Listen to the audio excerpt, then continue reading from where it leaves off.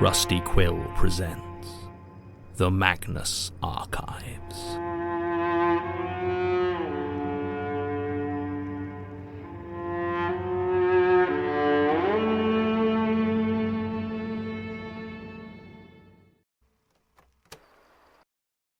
Statement of Toby Harold regarding a news channel. Original statement given February 28th, 2006. Audio recording by Jonathan Sims, head archivist of the Magnus Institute, London. Statement begins. I think it was back in December when it happened. I watched cable a lot considering I didn't have money to pay for streaming services, and my apartment came with cable TV. All day I'd flip through the channels looking for some 80s movie or an interesting product review. I think it was about 9 p.m., when I was skimming through the channels, came across one I think I had missed over the past few clicks. It looked like a generic news station from my area, with a man in a blue suit and fluffy hair talking about a new bakery. It seemed uninteresting to me mostly as the man talked about the sweets and cookies when he said something about having a look inside the place. Like most of these news channels, I assumed it would cut to the people in the bakery looking at the cakes and whatnot. Instead, though, it cut to a dark brown door. The background music of the broadcast cut out as the door silently opened itself.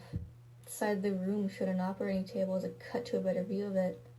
Standing to the side of the table was a man in a doctor's outfit, not the usual surgery uniform, but it looked like it was from a Halloween store almost, like some deranged costume. The presumed doctor got out surgical tools from a deep black bag and started to operate when I now saw was a person on the table. The noises that came out of the television were wet, gushing sounds of flesh that the doctor was now violently tearing out from the person, lying helplessly on the table.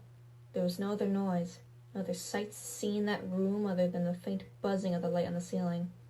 I turned off the TV while watching it. It seemed like only a minute. When I checked my watch, however, it said it was 7 a.m. the next morning.